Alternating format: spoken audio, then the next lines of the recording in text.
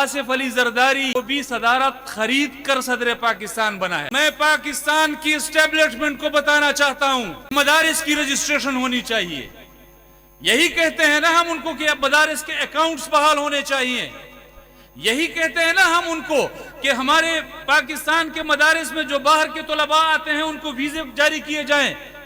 کیا تکلیف ہے آپ کو؟ کیوں آپ مدارس کی رجسٹریشن نہیں ہونے دیتے؟ تو ہمارے سامنے تو ان لوگوں کو لایا گیا جو خود کو مدارس کے نمائندہ کہتے تھے۔ ہمارے سامنے تو علماء کے لبادے میں ان لوگوں کو لایا گیا اور کہا گیا کہ مدارس کے تو یہ بھی نمائندہ ہیں، ان کے پاس بھی تو مدارس ہیں، تو یہ مولانا فضل الرحمان صاحب کیوں مدارس کے ترجمان بن رہے ہیں؟ تو دو باتیں کہنا چاہ رہا ہوں میں کلور کوٹ کے لوگوں۔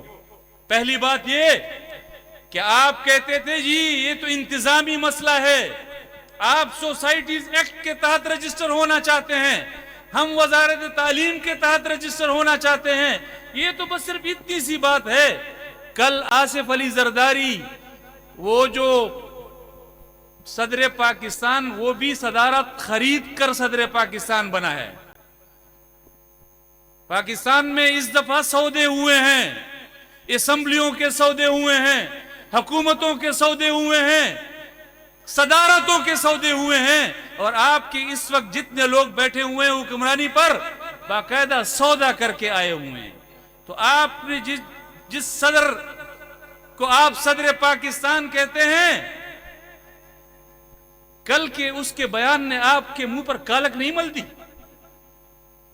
کل پاکستان کا ریاست پاکستان کا صدر مملکت، ریاست پاکستان ایٹمی قوت، اس کا صدر مملکت کہتا ہے کہ اگر ہم یہ مدارس کا قانون جو مولانا فضل الرحمان اور جمعیت اور اتحاد تنظیمات مدارس اور وفاق والے کہتے ہیں، اگر ہم نے یہ منظور کر لیا تو یہ تو ایف اے ٹی ایف والے ہم سے جو ہے وہ ناراض ہو جائیں گے، ایف اے ٹی ایف والے ہم سے ناراض ہو جائیں گے۔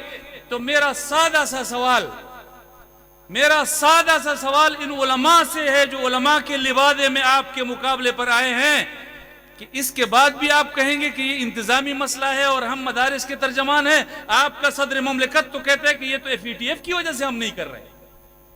اور دوسرا سوال میرا ریاست پاکستان کے مقتدرہ سے ہے، اس بیان کے بعد بھی آپ پاکستان کو آزاد ریاست کہو گے؟ اس کے بعد بھی آپ یہ دعویٰ کرو کہ پاکستان آزاد ریاست ہے؟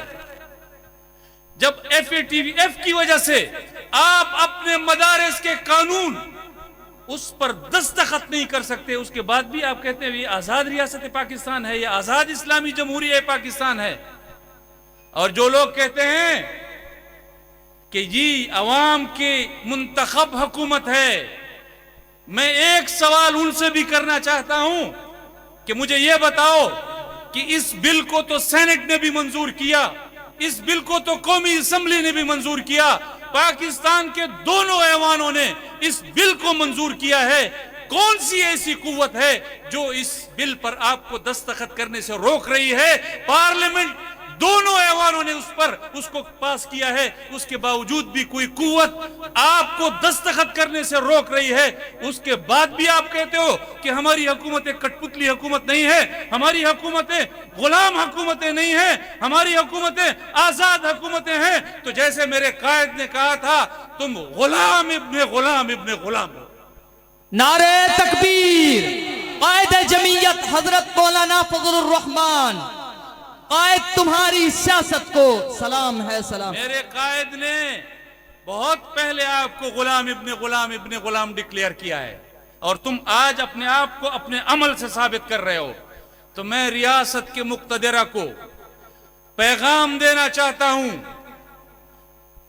بڑے واضح الفاظ میں کہ مولانا فضل الرحمان کے مقابلے میں ان لوگوں کو سامنے لاؤ جو طاہر بھی ہوں، اطہر بھی ہوں، اور جو اشرف المخلوقات ہونے کے کرائیٹیریا پہ بھی پورا اترتے ہوں۔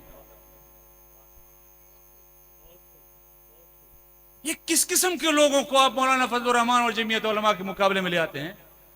جمعیت علماء کا مقابلہ آپ وردی میں رہ کر نہیں کر سکتے تو پھر آپ اپنی ان غلاموں سے، ان کٹ پتلیوں سے کراتے ہو۔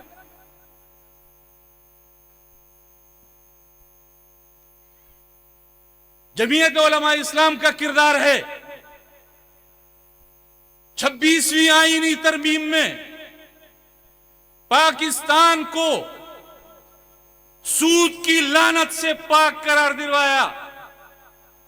یہ جمعیت علماء اسلام کا اعزاز ہے کہ اس نے 26ویں آئینی ترمیم میں انسانی حقوق کو جس طرح آپ پاؤں کے تلے روندنا چاہ رہے تھے، جمعیت علماء اسلام کی قیادت نے پاکستان کے عوام کی انسانی حقوق کو بچایا۔